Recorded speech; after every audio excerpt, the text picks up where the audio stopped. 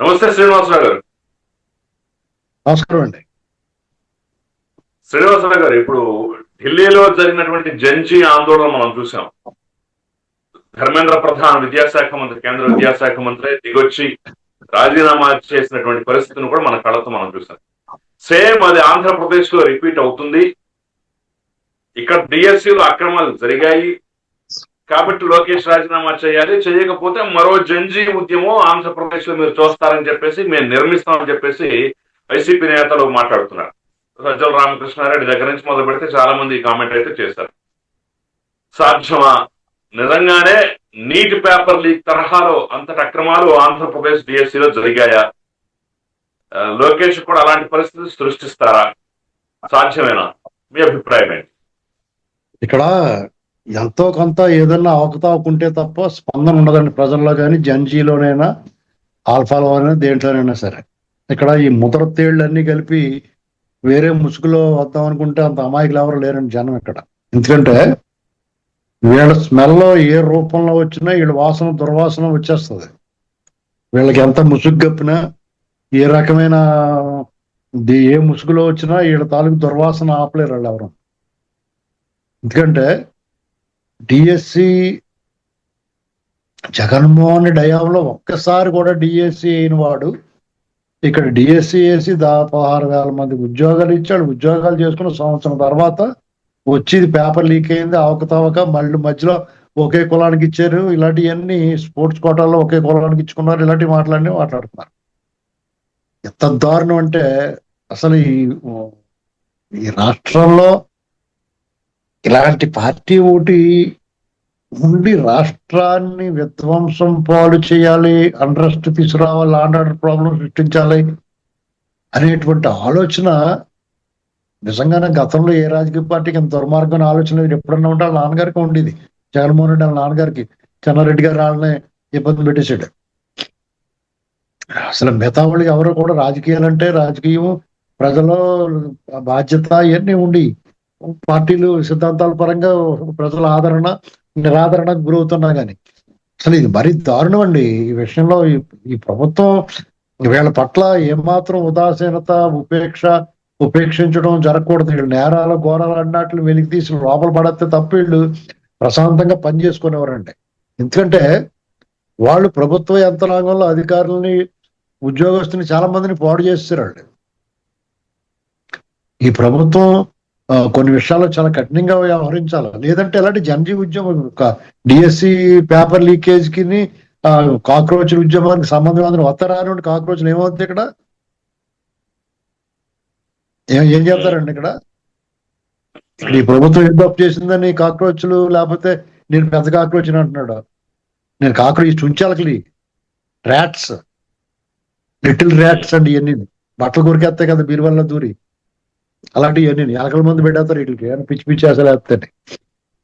అంటే తల్లికి వందనం ఇంట్లో ఎంతమంది ఉంటే అంతమందికి వేస్తున్నారన్నా, లేకపోతే సంక్షేమంలో పేదవాడి పట్టి అన్నం పెడుతున్న అన్న క్యాంటీన్లు పెట్టారన్నా, లేకపోతే ఇతను శిథిల నగరంగా మార్చిన అమరావతిని పునరుద్ధరిస్తున్నారన్నా, లేకపోతే ఆధునిక దేవాలయమైన శిథిలాలయం కింద మార్చిన పోలవరాన్ని తిరిగి మళ్ళా ప్రాజెక్ట్ని పట్టాలెక్కించి రేపు మార్చిలో దాన్ని నీరు ఇవ్వడానికి ప్రయత్నం చేస్తారన్నా. ఎందుకని వీళ్ళ మీద వాళ్ళు ఉద్యమాలు చేస్తారండి? ఏ ఉద్యమం చేస్తారన్నా? 20 లక్షల మంది ఉద్యోగాలు టార్గెట్ గా పెట్టుకుని ఈ దేశంలోనే 25% పెట్టుబడి రాష్ట్రాలు తీసుకొస్తున్నందుక ఒకసారి చూడమనండి. పెట్టుబడులకి ఏదో ఎంఓయూలు చేసుకుంటాం కాదు, లాంచ్ అవుతున్నాయి, శంకుస్థాపనలు జరుగుతున్నాయి, వర్క్ ప్రోగ్రెస్ లో ఉంది. భోగాపురం ఎయిర్పోర్ట్ 2 ఏళ్లలో కట్టారు. విజయవాడ ఎయిర్పోర్ట్ కొంచెం లేట్ అవుతుంది, దాని మీద కూడా దృష్టి పెట్టాలని డిమాండ్ చేస్తాం. ఇలాంటి ఇక్కడ ఎవరన్నా ఏదన్నా మాట్లాడారు, ఉద్యమం చేశారంటే ఒక అరాచకం ప్రబలిపోయింది. అసలు ప్రజల మనశ్శాంతి లేదు, సంక్షేమం లేదు, అభివృద్ధి లేదు, ఉపాధి లేదు అని చెప్పినప్పుడు ఒక రకమైన అసంతృప్తి, అసహనం, ఆగ్రహం కలుగుతుంది ప్రజల్లో. ఇప్పుడు ఏముందని మీకుంద బాధ. ఎందుకంటే మీరు అధికారం కోల్పోతే ఒక్కరోజు కూడా ఉండలేరు. 2 ఏళ్ల నుంచి కళ్ళు మూసుకుంటే 5 ఏళ్ళు తిరిగిపోతే 3 ఏళ్ళు తిరిగిపోతే, కళ్ళు మూసుకుంటే 3 ఏళ్ళు తిరగపో, కళ్ళు మూసుకుని కళ్ళు తెరిస్తే ఎదురుకుండా ఎవడున్నాడో ఆడే ఉంటాడు తప్ప మీకు రోజులే మారిపోవు. కళ్ళు మూసుకుని చూడండి ఒకసారి, కళ్ళు మూసుకుని బాల్కనీలోంచి కిందకి నడవండి, అప్పుడు తెలుస్తుంది కళ్ళు మూసుకుంటే ఏమవుద్దో. ఇక్కడ వీళ్ళు ఈ రాష్ట్రంలో ఇప్పుడున్న ప్రభుత్వం, కూటమి ప్రభుత్వం సాధారణ సామాన్య సగటు పౌరులందరికీ చాలా స్థిమితంగా ఉండేలా చేసిందండి. ఇక్కడ వైసీపీ బ్యాచ్ కి మాత్రం కొంచెం అనీజీగా ఉంది. పెత్తనానికి దోపిడీకి అలవాటు పడిపోయారు అధికారానికని. అది లేకపోయేటప్పటికి వాళ్ళు 30 ఏళ్ళు ఉంటారు అనుకున్నారు, అది వెంటనే 3 నెలలు ముచ్చటైపోయింది.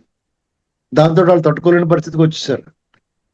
ఇప్పుడు మళ్ళీ డిఎస్సీ వేస్తున్నారు, 2 డిఎస్సీ వేస్తున్నారు గవర్నమెంట్ వచ్చిన తర్వాత. పోలీసులకు ఉద్యోగాలు, పోలీస్ కానిస్టేబుల్ నియామకాలు జరిగినాయి, వాళ్ళకి స్టైపెండ్ పెంచారు. అసలు వీళ్ళకి బుద్ధి ఉందండి ఏమన్నా మాట్లాడతాను. సజ్జల రామకృష్ణారెడ్డి సిగ్గు లేకుండా అక్కడ సీనియర్ నాయకులు కూడా సజ్జల రామకృష్ణారెడ్డి వద్దంటే ఎగిరి నిప్పు తొక్కుని కోతులా ఎగిరి గొంతేసి నిలబడుతున్నారు. వాళ్ళు సిగ్గుండాలా వాళ్ళందరికన్నా. అది ఎవరన్నా మీరు చూసారు, గతంలో మనం అందరం చూసాము, ఒక పిలిపిచ్చారంటే, ఒక నినాదం ఇచ్చారంటే దాని వెనక ఏదో ఒక కుట్ర, ఏదో ఒక వ్యవహరచన, ఏదో ఒక బురద జల్లే ప్రయత్నం, ఏదో ఒక బట్టగాల్చి మీదేసేటువంటి ప్రయత్నం అయితే ఖచ్చితంగా చేస్తారనేది మనకు కొంత అవగాహన ఉంది. సో ఇది నెక్స్ట్ లోకేష్ మా టార్గెట్, మేము ఈ తరహాలో అంటే ఢిల్లీలో చూసినటువంటి దాన్ని ఇక్కడ రిపీట్ చేద్దాం, వాళ్ళు సిజేపీ కాక్రోచ్ జనతా పార్టీయే మాకు ఒక అద్భుతమైన బాట చూపించింది అనేటటువంటి ఒక మైండ్ సెట్ లో డ్రైవ్ అవుతున్నారంటారా వీళ్ళంతా? వీళ్ళు కాక్రోచ్లు కాదండి, కాక్రోచ్లకు దేశవ్యాప్తంగా కాక్రోచ్లు అంటే వాళ్ళు ఏదో జన్జీ అన్నట్టుగా మాట్లాడుతున్నారు. జన్జీ కాక్రోచ్లు అంటే చాలా అత్యంత అసహ్యమైన పురుగు పేరు పెట్టుకోవడం అసహ్యం అండి. డోకు వీళ్ళు లద్ది పురుగులు. వైసీపీ ఈ జగన్మోహన్ రెడ్డి బ్యాచ్ అంతా వీళ్ళు ఏ రకంగా మనం ఎంకరేజ్ చేస్తామండి వాళ్ళని? వాళ్ళ డిమాండ్ న్యాయం ఎక్కడ ఉంది? రాష్ట్రాన్ని నువ్వు నీకు అధికారం 5 ఏళ్ళు ఇచ్చారు, నువ్వు చేతగాని దత్తము కాబట్టి చేసుకోలేకపోయావు, నీ అధికారం ఇప్పుడు కోల్పోయావు, ప్రతిపక్ష పాత్ర పోషించాలి, ఎమ్మెల్యేగా కనీసం అసెంబ్లీకి అడుగెడతలేదు, నిన్ను ఎందుకు ఆదరించాలి ప్రజలు? నీ బాధ్యత నువ్వేం నిర్వర్తిస్తున్నావు ప్రజల పట్ల? ఈ ప్రభుత్వం చేస్తున్న పొరపాట్లు ఏమన్నా ఉంటే మాట్లాడాలి తప్ప, ప్రభుత్వం ఏదైనా మంచి పని చేస్తే దాన్ని కాలంటం పెట్టడం నువ్వు. ఈ ప్రభుత్వాన్ని నువ్వు ఇప్పుడు ఏదైనా రెవెన్యూ ఉంది, రెవెన్యూలో కొన్ని అవకతవకలు ఉన్నాయి, ప్రభుత్వానికి హెచ్చరిక చేయాలి. ఇంకో మీ ఎంప్లాయీస్ ఎలా చేస్తున్నారు, వాళ్ళని హెచ్చరిక చేయాలి. అక్కడ ఏ తప్పులు జరుగుతున్నాయి దాన్ని పట్టుకుని నిలదీసి అక్కడ నిలబడి అది సమస్య పరిష్కారం చేయించాలా. కొన్ని అవకతవకలు నువ్వు మొదలెట్టినాయి కాబట్టి నువ్వు వాటి జోలికి వెళ్ళవు, ఎందుకంటే వెళ్తే మళ్ళీ తగులుకుంటుందని. సిగ్గు లేకుండా కొండలు తవ్వేస్తున్నారంటారు, మరి నువ్వు చేసిన పని ఏంటి? రుషికొండ ఇలా అంటారని చెప్పేసి అలాంటి విషయాలు వదిలేస్తున్నారు. ఏదైనా సరే నువ్వు తప్పు చేసిన, మేము తప్పు చేసాం, మీరు చేయొద్దు అని చెప్పాలా వచ్చి.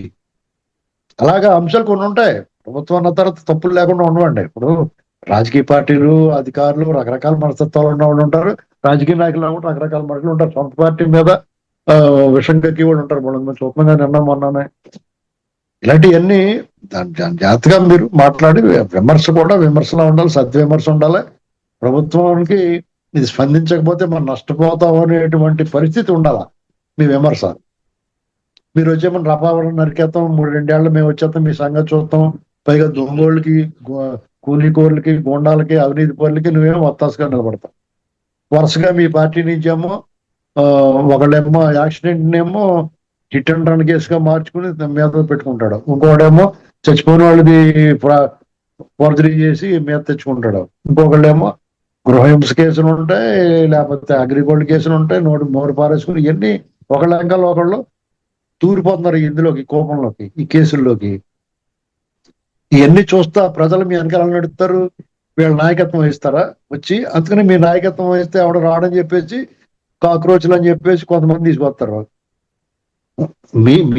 మీకు మద్దతుగా ఎవరు మాట్లాడినా ప్రజలు కాంటి చుమ్మేసి పరిస్థితి ఉందో తెలుసుకోండి ఫస్ట్. ఇక్కడ తెలుగుదేశం పార్టీ వాళ్ళే కాదు, సాధారణ ప్రజలు కూడా మిమ్మల్ని అసహించుకుంటున్నారు. ఒక తెలుగుదేశం పార్టీ ఒకటే మీ మీద యుద్ధం చేస్తే మీ మీద గెలవలేదు, సమస్త ప్రజానికం మీ మీద తిరుగుబాటు చేయాలా. దానికి ఊతం ఇవ్వాలి రాజకీయ పార్టీగా తెలుగుదేశం పార్టీ, కూటమి పార్టీలు వాళ్ళు ప్రతినిధులుగా ఎన్నుకున్నారు ప్రజలు మీకు ఎదురుగా. వాళ్ళు కొంచెం మీ పట్ల సానుకూలంగా మిమ్మల్ని వదిలేశారు. మిమ్మల్ని పార్టీలుగా ప్రభుత్వంగా వదిలేసిన కర్మ అనేటువంటిది వెంటాడుతుంది, మీ వాళ్ళు ఎవరిని వదిలిపెడతలేదు.